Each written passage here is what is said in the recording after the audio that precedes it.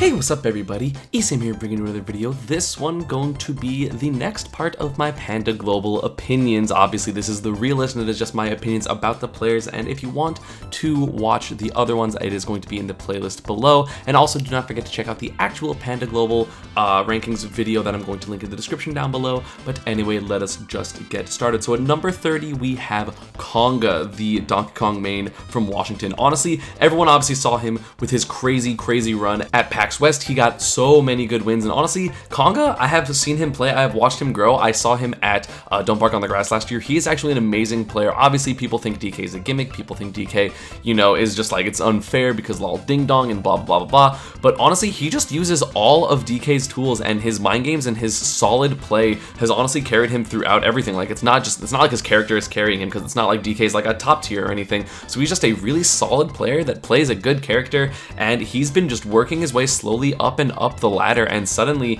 it is going to be, you know, good enough to be top 30 on the PGR. What an impressive showing. I was actually really happy seeing him on this list because I think Conga is really good. I love how his family all shows up, you know, to like every event he goes, and he had the Conga crew and they cheer for him on, and they all have like matching shirts. It's actually adorable. So they are so good, and I'm so happy he's on, because seeing something as wholesome as that, and he's just a really good dude from when I've talked to him. So I'm honestly incredibly happy he's on the list. Congrats, dude, you totally deserve it. At 29, we're going to go a bit more west than the west coast of the US, and we are going to have Kirihara, the Rosalina main from Japan. So obviously Kirihara is an amazing player and everyone thinks he's a lot better than he is, but he did not go to a lot of PGR events compared to a lot of the other people, so he didn't have quite the opportunity to rack up the amount of wins as some of the other Japanese players that will be higher on this list. Kirihara, obviously known as the god in Japan, I think that's what they call him, or they call him something along god. He's so good. He's just been going to more events, you know, recently in terms of just like Japanese locals and things like that to get over his nerves, because he used to be a very nervous player even like half a season ago, or rather a season ago, half a year ago. So it is very it's amazing to see him like grow as much as a player, you know, to not really get nervous in bracket. And he's been doing pretty well in the events he's gone to, but obviously just not quite the events, you know, not quite the amount of events he would need. And he didn't have like a crazy inspiring showing like he did, let's say, last year at Civil War. That would have carried his results, because he's just been doing good, like obviously like getting top 8s or 9s and things like that, which is obviously incredible, especially considering one of them was at an S+ tier at Leo Saga. But either way, Kirihara, I respect him so much. I haven't beat him at, he reversed 3 of me at Leo Saga, and I was pretty upset about that. But he's just so good. He's good at turning on the aggression or the passivity, and similar to what I said with, let's say, in my tier list video when I talked about Shuton, he's able to turn on and off the aggressiveness and the passivity, and he's able to adapt to people really hard, because he's just good at switching those on the fly. And it is honestly it's very difficult to play against, and so that is going to be one of the reasons why he is such a feared player and why he's going to be top 30 on the PGR. Next up, we are going to have Mr. E, the Marth main from Tri-State. So Mr. E has, you know, a lot of people thought he had an off season, but honestly, he had really solid results. He had good showings at Big House. He got a lot of decent wins just at random tournaments throughout. He did pretty good at Showdown. You know, he's just a very solid player. He does still play on emotion, and that's why I feel like sometimes he is more inconsistent. And especially as a Marth player, who Marth is a very consistent character, because, like, you know, he's very good at spacing. He's very good at keeping people out, and that's a consistent thing. But Mr. E plays so much with heart that sometimes if his reads are off and if his heart is not in the right place at the current moment, he will struggle because of that.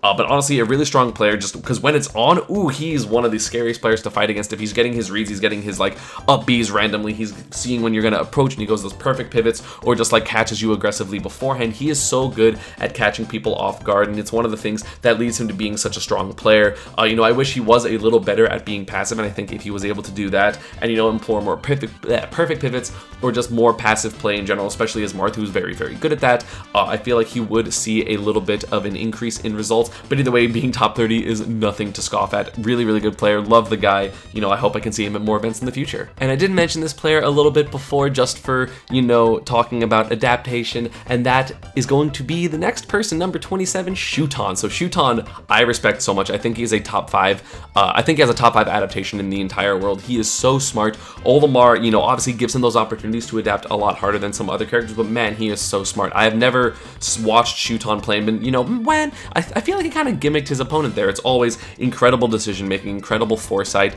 just so many good things that he does. It is so impressive the way he plays his setups, his mind games, his, you know, the fact that he doesn't crumble under pressure. He had really good results this season. He beat Zero. He's beat multiple players. He's one of the strongest and most feared players in Japan. Absolutely, he is so good. And obviously, you know, I put Olimar in mid tier, so he's doing all this with a mid tier character, because obviously that's Japan's specialty, you know, forever, is just using mid-tier characters. They have one character till death forever, as the beautiful words of Ally Joe, you know, where they just pick one character and they play it, and they do so well with him. Shuton is so good. You know, I feel like the thing that really hurt him and stopped him from being higher was the fact that he did not make it out of pools at Leo Saga, losing to I think it was AC and K9, so that really hurt him, because if he got another top 8, I'm pretty sure he would, or even like 9th or 13th, I'm pretty sure he would have been in the top 20, but that one result, you know, especially considering he didn't have a lot of results. He didn't go to that many Japanese tournaments, he didn't go to that many American tournaments, so all of his results that allowed him to be 27th are from like 4 tournaments or 5 tournaments, so that's really impressive in my opinion, the fact that he still was able to accrue enough wins to be top 30, because man, he's so good. God, I love watching Shuton play. Shuton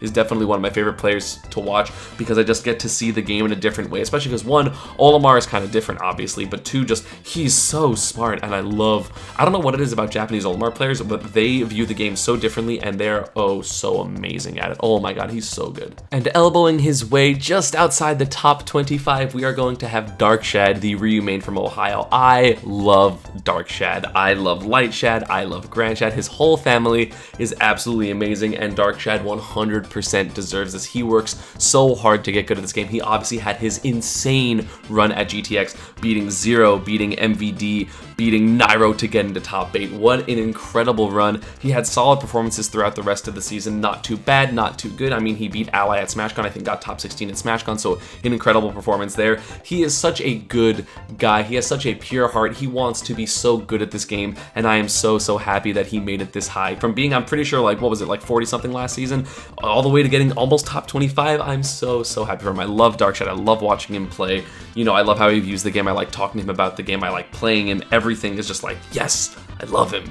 He's so good. I'm so happy for him. Like, I'm so happy for him, because, you know, it's one of those things that's like, it's validation and it's proof that he is as good as, you know, he thinks he can be, or that Ryu can be, and I hope he can go up in the future, because I would love to see a like consistent top 8s or top 12s with him in it, because I absolutely love watching him play, and I just like him so much as a person. He is such a good boy. And just making it into the top 25, we're gonna have my boy PGMVD. Let's go Panda. Let's go Panda Global on the Panda Global ranking. So honestly, MVD had a really solid season. He got a lot of good wins. He had wins on Ally, on Tweak, on Mr. R, just so many good players that he has taken out this season. He's honestly had a really good one, but he did have a few too suspicious losses, like let's say to Dakpo at DreamHack Denver, a few others here and there, which just like, you shouldn't have really lost to him type of thing, and those are honestly going to be what hurt him. But you know, MVD, obviously an amazing player. He is so good. He is honestly, he's just really trying to improve so much about Diddy. He's trying to get more damaging combos. His neutral is getting so much better because he's implementing grab a lot more after banana toss,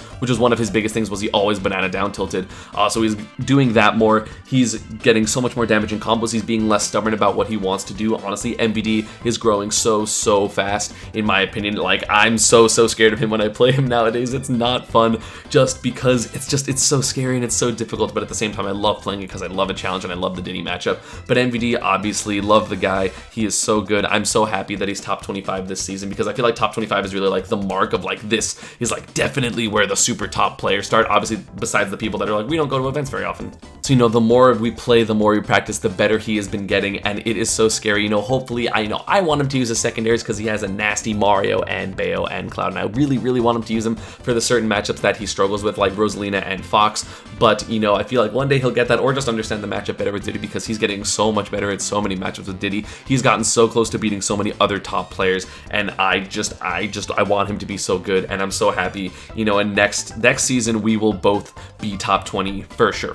And at 24, we are going to have the Bayonetta main from Texas, who is just ranked number 1 there, and that is going to be Lima. So Lima honestly has strung together so many impressive wins this season. He had a crazy run at Canada Cup. He's beat Larry Lur a bunch of times. I think he got like top 8 or 9th at Leo Saga. Honestly, the kid is really good. I don't like him. I don't like him at all, but the kid is really good. I don't like his attitude towards the game. It's not a fan. Just everything, I feel like I'm just like, why is he doing good? But at the same time, as a player, I have to respect how good he is, how good his results have been getting. Honestly, he's been one of the most up-and-coming players this season.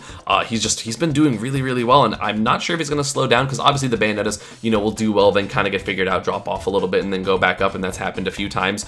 But honestly, he's just really good. He's really solid. His conversions are very different from a lot of the Bayonettas. His composure obviously can be tested, because again, like all the other Bayonettas, he's really, really young. You know, I wish he wasn't doing good, because I don't like seeing his name in the top, but at the same time, as a player, gotta respect it, gotta clap it up. You know, people are gonna be like, Esam, why are you talking so much shit? It's like, these are my opinion on these people, so I'm gonna say what I want to say, and if he has a problem with it, whatever. We know we don't like each other, and that's totally fine. But honestly, respect him as a player a lot. You know, I want to play him because I want to destroy him, but you know, he has got a lot of good wins under his belt, and you know, he's probably gonna go up next season because he's just doing really well, and he's very, very motivated, and all the Bayonettas are helping each other kind of get over their fears or their problems and blah blah blah blah blah. So honestly, really impressive, really good, just good player. God, I wish he just wasn't annoying. At 23, we have the master of the pop-ups, who is also from Florida, and that is going to be Manny. So Manny, the Sonic main, obviously had crazy pop-ups both when he beat Tweak and when he beat Dabuz, and Manny just had a really, really impressive showing this season. He got second at Showdown, beating Waddy, beating Cosmos. He's beat, you know, Dabuz twice. He's beat Tweak. He's beat Shuton. Honestly, it beat me. A lot of solid wins this season. Very, very impressive. I've been very impressed with his play. You know, he's one of the players that will break down a lot of matchups, will overcome a lot of things that he doesn't like about this game, and just show that he is an incredibly solid player. Still has kind of a Bayonetta hurdle that he wants to get over, but you know, that's definitely a hurdle that a lot of people are kind of worrying about. And also, you know, considering we have Salem in our state, it's not like we're losing just to Bayonetta, it's also like we're losing to a top redacted player in the world, because I'm not allowed to say what Salem's rank is yet, because it's not released yet, haha. But so just definitely Salem, an incredible player, so losing to him is no shame.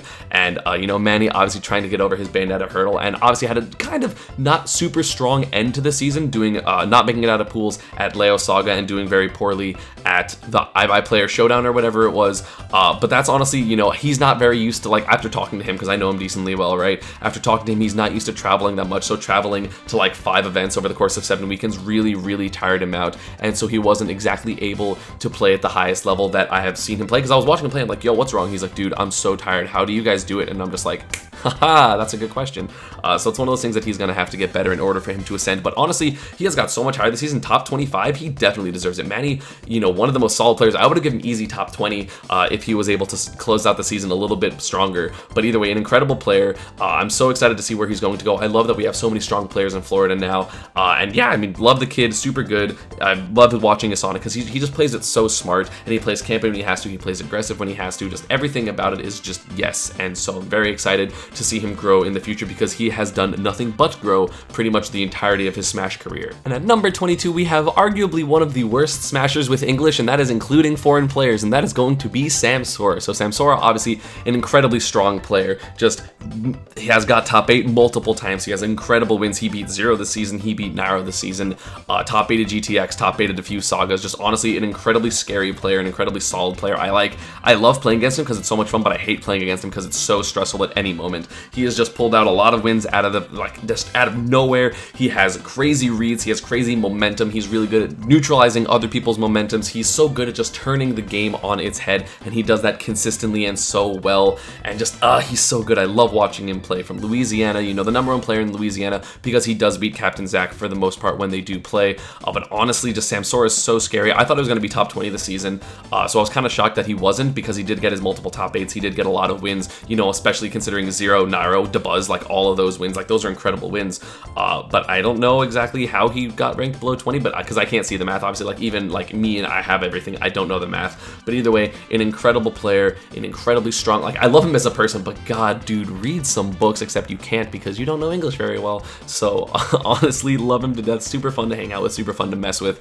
He's a good dude, and I love him to death, and I'm very excited. I hope he can be top 20 next season, because he's really, really wanted to for so long. And at 21, we are going to have someone you're all familiar with if you're watching this channel, and that is going to be me, Esam, at 21. So, you know, I definitely had at some point a chance to get top 10, But the thing is, I did poorly at every single S tier. I got 9th at one S tier and 13th at one S tier, and those were my peaks, and I didn't even get that many wins. I beat Dabuzz at an S tier, I beat Larry at an S tier, and I beat Anti at an S tier, and that's about it. All of my wins came from my B and C tiers, and I had a lot of wins at B and C tiers, but I wouldn't win them. I would get second, I would get third, I would get fourth, something like that. I would never close out a B tier. I would never top 8 an S tier. Like, I didn't top 8 a single S tier this season, and because there were so many S tiers, even the S tiers were a little less strength. Like, they were a little less powerful, and I mentioned this in the other video, that like there were so many S tiers that even every individual S tier mattered less. But if every individual S tier is mattering less, imagine how much less the C and B and A tier tournaments are counting, and those were the tournaments that I did well at. And so unfortunately, my results, even though in my head I'm still a top 15 player because of the amount of wins I have, because of the amount of strength I have as a player, but you know, I kept getting upset early in bracket, and then leading to me getting like 25th or 17th or 33rd, or even EVO where I got 65th, double eliminated by Ixis. You know, I didn't have a strong enough showing at any individual tournament to really push me over the edge and even get me into the top 20, let alone the top 15. You know, I saw this and I was very shocked when I saw it for the first time, but after thinking about it and realizing how many tournaments there were that were so difficult, and I didn't do well at any of them, and I only did well at B and C tiers, you know, it made sense. And it's unfortunate. I do think I'm a lot better than this placement, and my X Factor shows it, but I'm going to be higher next season. That is a fucking fact. And yeah, that is going to be about it for this one. I hope you all enjoyed. As always, social media, Panda and partner stuff is down below. Don't forget to subscribe to my YouTube. Don't forget to subscribe to the Panda Global YouTube. Comment down below who you guys are kind of surprised at being this low and or this high. And don't forget to give this video a thumbs up because you know you love me and I'm trying to do the normal YouTuber thing where I say like, comment, subscribe, haha. And yeah, I will see you all next time. Bye.